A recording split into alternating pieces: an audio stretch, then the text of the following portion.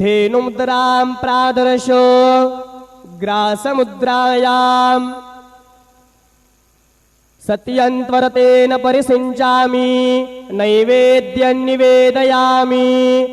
ॐ प्राणाय स्वाहा ॐ अपानाय स्वाहा ॐ व्यानाय स्वाहा ॐ उदानाय स्वाहा ॐ समानाय स्वाहा ॐ ब्रह्मणे नमः।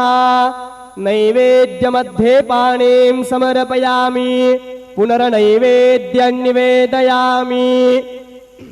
ॐ प्राणाय स्वाहा ॐ अपानाय स्वाहा ॐ व्यानाय स्वाहा ॐ उदानाय स्वाहा ॐ समानाय स्वाहा ॐ ब्रह्मणे नमः।